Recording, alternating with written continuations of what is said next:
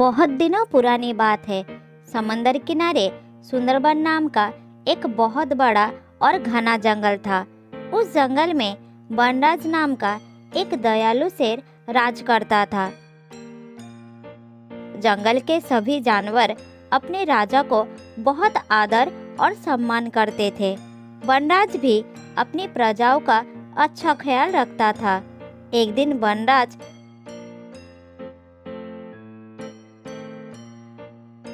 जंगल में घूम रहा था। तभी अचानक तेज बारिश शुरू हो गई।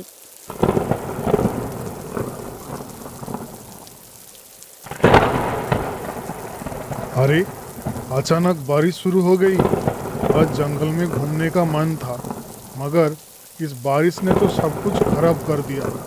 थोड़ी देर पहले तो आसमान साफ था। अभी मुझे किसी पेड़ के नीचे आश्रय लेना होगा। असमय बारिश में भीगेंगे तो तबीयत खराब हो सकता है। तभी वनराज की नज़र एक पेड़ के नीचे खड़े हुए बंदर पर पड़ा, जो बारिश के ठंड पानी के वजह से कांप रहा था। तब वनराज उस पेड़ के पास गया और बोला,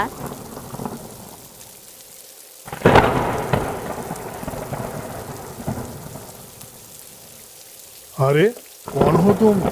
तुम मेरे जंगल के तो नहीं लगते, और यहाँ क्या कर रहे हो? अचानक अपने सामने शेर को देखकर बंदर डर गया। फिर धीरे धीरे बोला, मेरा नाम शेरू है। मेरा जंगल का राजा अचानक गायब हो गया और राजा के ना होने से जंगल का संतुलन पूरी तरह से बिगड़ गया। इसीलिए मुझे अपनी जान बचाने के लिए यहाँ आना पड़ा। मुझे यहाँ थोड़ा आश्रय दीजिए महाराज। बंदर की बात सुनकर वनराज उसे ध्यान से देखा। फिर गुस्से से बोला, क्या बात कर रहे हो तुम? शेरू नाम तो शेर का ही होता है, और तुम तो एक बंदर हो। तुम्हारा हिम्मत कैसे हुआ अपना नाम शेरू रखने का? शेर की बात सुनकर बंदर डर के मारे कांपने लगा। फिर शेर ने जोर जोर से हंसते हुए बंदर को बोला, अरे डरो मत, डरो मत। मुझे देखकर घबराने की कोई ज़रूरत नहीं है दोस्त। मैं और शेरू की तरह बुखार नहीं हूँ। ठीक है, छोड़ो। जब तक तुम्हारे जंगल के शेर राजा वापस नहीं आ जाता, तब तक तुम मेरे जंगल में रहना। चलो मेरे साथ। फिर वनराज ने बंदर को अपने साथ अपने गुफा में ले आया और उस दिन के बाद से बंदर शेराज के साथ ही रहने लगा। शेराज जहाँ भी जाता अपने दोस्त बंदर को साथ ले जाता। कुछ ही दिनों में वनराज और बंदर की दोस्ती सारी जंगल में प्रसिद्ध हो गई। एक दिन शेर और बंदर जंगल में घूम रहे थे कि तभी वहाँ पर तेंदुआ आ गया और शेर से बोला,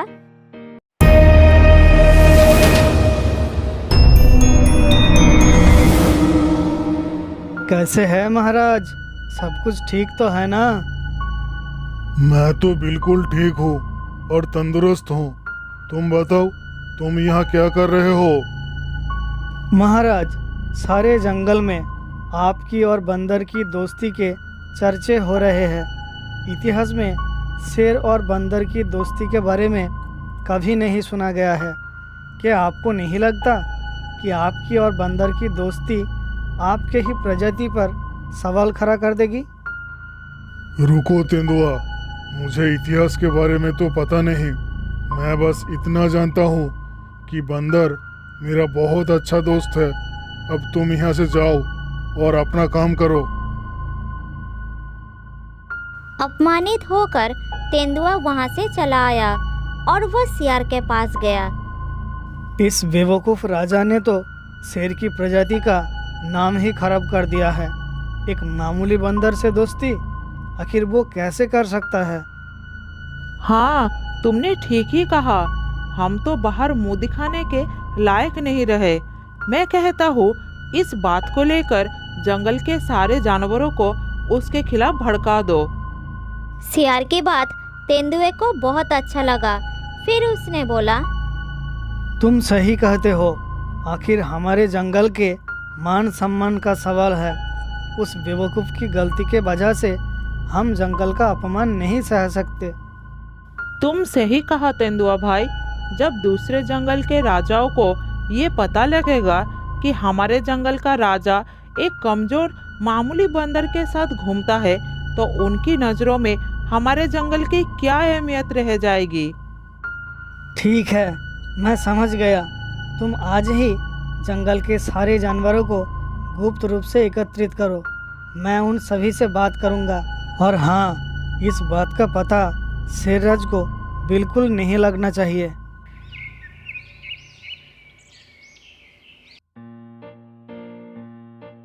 सियार ने तेंदुए की बात मानकर अगले दिन ही जंगल के सारे जानवरों को एकजुट किया। फिर तेंदुआ सभी जानवरों के ओर देखकर बोला, प्यारे जंगलवासियों, अब सब जानते हैं कि हमारे जंगल के राजा का दिमाग खराब हो गया है। वो एक मामूली बंदर से दोस्ती कर बैठा है। ये बात हमारे जंगल के लिए अपमानजनक और घातक भी है। अगर हम सब इसके खिलाफ कोई आवाज़ नहीं उठाई तो हम कहीं पर भी मुंह दिखाने के लायक नहीं रहेंगे। तेंदुए की बात सुनकर वहाँ खड़े हाथी तेंदुए से बोलता है, तेंदुआ भाई, जंगल का राजा अगर बंदर से दोस्ती करता है तो उसमें तुम्हें क्या समस्या है? दोस्ती तो किसी से भी हो सकता है। आपकी सोच को क्या हो गया हाथी दादा? शेर एक मामूली बंदर से कैसे दोस्ती कर सकता है? शेर का खौफ जंगल में होना चाहिए, मगर जिस तरह से दोनों घूम रहे हैं उससे उसका खौफ खत्म हो जाएगा और दूसरे जंगल के शेर को इस जंगल में आक्रमण करने का वजह मिल जाएगा। तब हम सबको इस जंगल को छोड़कर चले जाना पड़ेगा। बात तो तुम ठीक ही बोल रहे हो, लेकिन अब हमें क्या करना चाहिए, तुम ही बताओ। तुम सबको एकजुट होकर मेरा साथ देना चाहिए और मुझे राजा घोषित करना चाहिए। मैं भी शेर से कम नहीं हूँ। तेंदुआ भी शेर की तरह घातक और बुद्धिमान होते हैं और मैं तो शेर से भी बहुत तेज हूँ। तेंदुए की बात सुनकर लगभग सभी जानवर सहमत हो गए, लेकिन हाथी इस बात को नहीं मान सका। फिर वो गुस्सा होकर वहाँ से सीधा वनराज के पास चला गया और बोला, महाराज, आप यहाँ से चले जाइए, आप बहुत मुसीबत में पड़ सकते हैं। हाथी की बात सुनकर शेरराज ने आश्चर्य होकर बोला, हाथी भाई, तुम ऐसा क्यों बोल रहे हो? ये जंगल मेरा है और मैं अपना जंगल छोड़कर क्यों जाऊँ? तुम इतने घबराए हुए क्यों हो? क्या देख कर आए हो तुम? हाथी शेरराज को सारी घटना खुलकर बताता है। महाराज, उस दुष्ट तेंदुए ने जंगल के सारे जानवरों को आपके खिलाफ कर दिया है और वो कुछ ही देर में एकजुट होकर यहाँ आते होंगे। आप अकेले सारे प्राणियों का मुकाबला नहीं कर सकते, इसीलिए मैं कह रहा हूँ, आप यहाँ से चले जाइए। ये सब बातें सुनकर बंदर दुखी मन से उदास होते हुए अपने दोस्त शेर से बोला, दोस्त, ये सब मेरी वजह से ही हो रहा है। अगर मैं आपका दोस्त नहीं होता तो ये सब नहीं होता। आपको जंगल छोड़ने का जरूरत नहीं है महाराज। मैं खुद इस जंगल को छोड़कर चला जाता हूँ। आपको इस जंगल की जरूरत है। नहीं मेरे दोस्त, मैं इस जंगल का राजा हूँ। भले ही जंगल के सभी प्राणी मेरे खिलाफ एकजुट हो जाए, मगर वो शायद नहीं जानते कि शेर जब दहाड़ता है तो वो सब पर भारी पड़ता है। उनके आने से पहले ही मैं उनके पास पहुंच जाता हूँ। तुम दोनों मेरे साथ चलो। ये कहकर वनराज बंदर और हाथी को साथ लेकर उस जगह पर पहुंचा जहां जंगल के सारे जानवर एकजुट थे।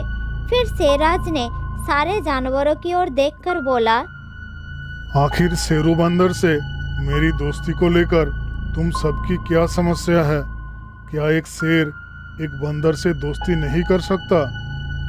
शेर की बात सुनकर एक भी प्राणी कोई जवाब नहीं दिया। ये देखकर तेंदुआ मुस्कुराते हुए बोला, इन भोले भाले प्राणियों से क्या बात कर रहे हो वनराज? मुझसे बात करो।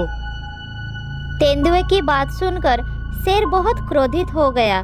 फिर बोला, मैं अपनी जंगलवासियों से बात कर रहा हूँ तेंदुए, तुमसे बात नहीं कर रहा हूँ। और मैं इन सब का राजा हूँ। मेरा अधिकार है इन सब से सवाल करने का। आप राजा नहीं हैं, राजा थे। शायद आपको नहीं पता कि जंगल के सारे प्राणियों ने अपना राजा मुझे मान लिया है। अब मैं जंगल पर शासन करूँगा। तेंदुए की बात सुनकर शेराज की गुस्सा और भी बढ़ गया और फिर बोला, तुम अपने आप को क्या समझते हो तेंदुए? तुम्हें इस जंगल का राजा बनने से पहले मुझसे युद्ध करना होगा। ऐसे ही किसी के कह देने से राजा नहीं होता। राजा को अपनी योग्यता साबित करना पड़ता है। इसलिए तुम अपनी योग्यता साबित करो। अगर तुमने मुझे हरा दिया तो मैं खुद तुम्हें राजा घोषित करूंगा। चलो युद्ध करो मेरे साथ। वनराज ने इतना कहा ही था, तब बंदर ने शेर से बोला, महाराज, आपको इस तेंदुए से युद्ध करने की कोई आवश्यकता नहीं। इस तेंदुए के लिए मैं ही काफी हूँ।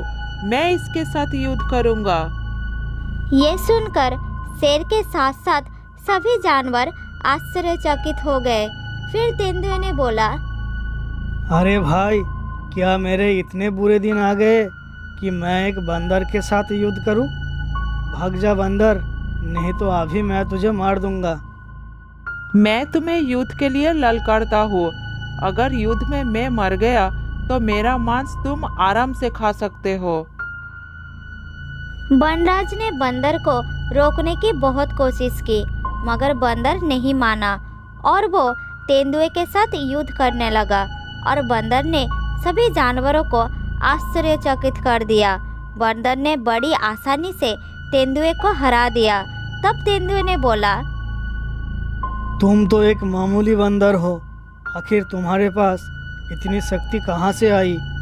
तुम कोई साधारण बंदर नहीं हो सकते। मुझे हराना इतना आसान नहीं था।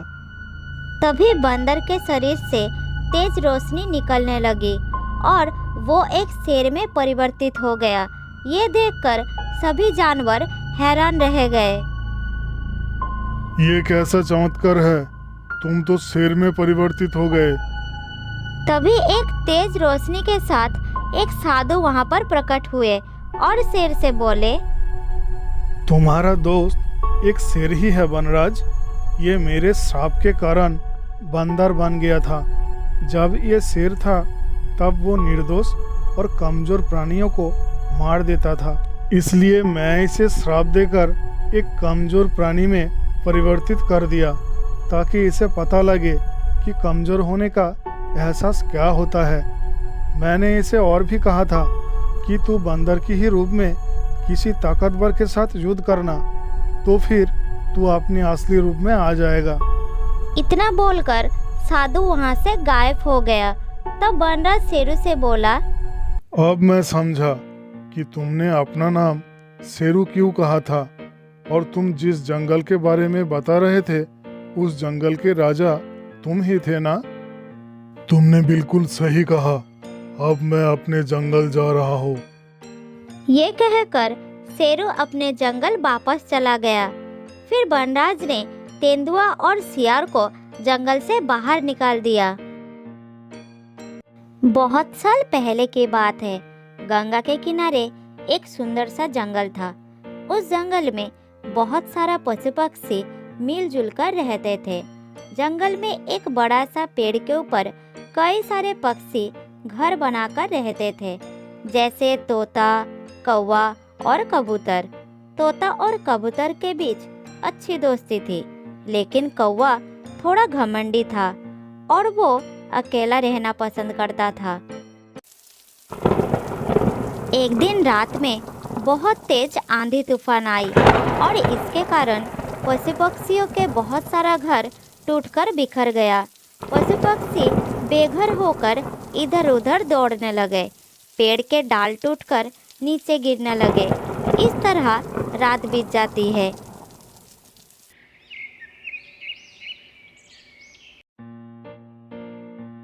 सुबह होने के बाद देखा गया कि जंगल का काफी नुकसान हो गया है। इधर एक बंदर पक्षियों की खबर लेने वहां आता है। अरे कौवा भाई, तोता भाई, कहाँ हो तुम लोग?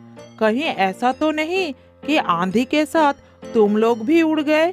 अरे कौवे का घोंसला तो कहीं नजर नहीं आ रहा, कहाँ गए हैं सब?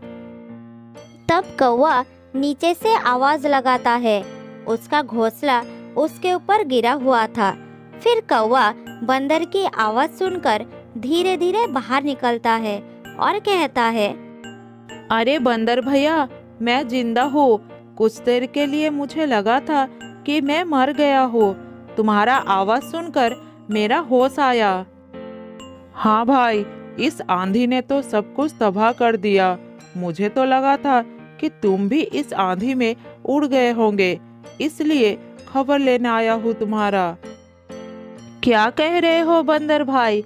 अभी मेरा उम्र ही क्या है, इतने जल्दी कैसे मर जाऊंगा? वैसे कबूतर कहीं दिखाई नहीं दे रहा है। आंधी से पहले हम दोनों एक दूसरे से बात कर रहे थे, लेकिन तभी अचानक तेज आंधी ने दोनों को उड़ा ले गया।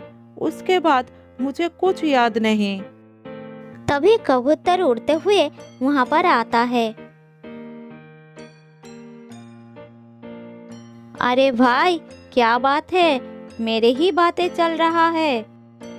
हाँ भाई, तुम्हारा ही बात चल रहा है। बंदर भैया को कल क्या हुआ था वही कह रहा हो।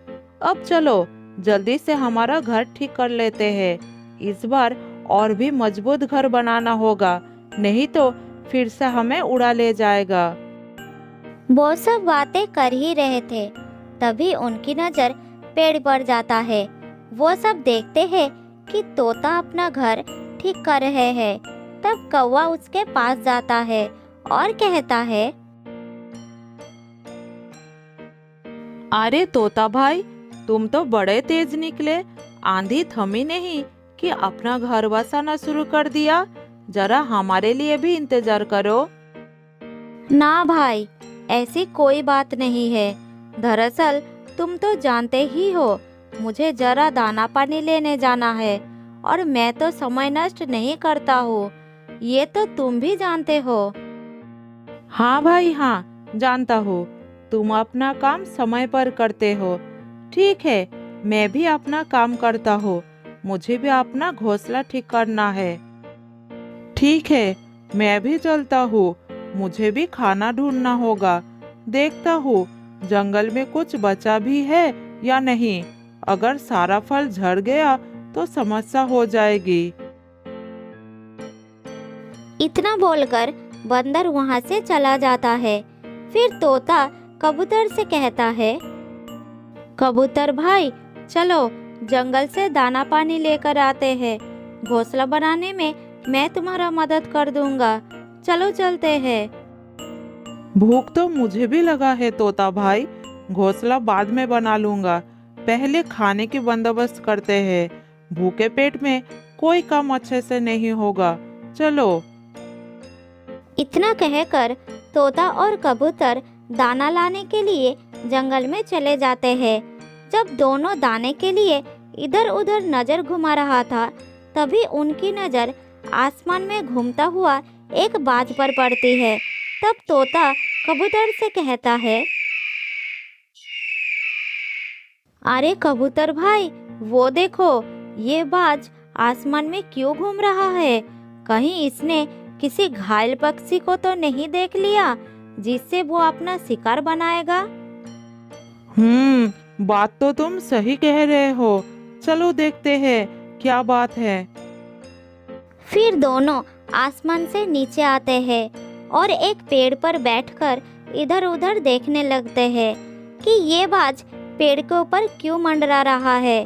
तभी कबूतर की नजर जमीन में एक सुंदर चिड़िया के ऊपर पड़ता है। अरे तोता भाई, वो देखो, एक बहुत ही सुंदर चिड़िया जमीन में पड़ी है। मुझे लगता है ये चिड़िया आंधी में उड़कर यहाँ आकर गिर गई है।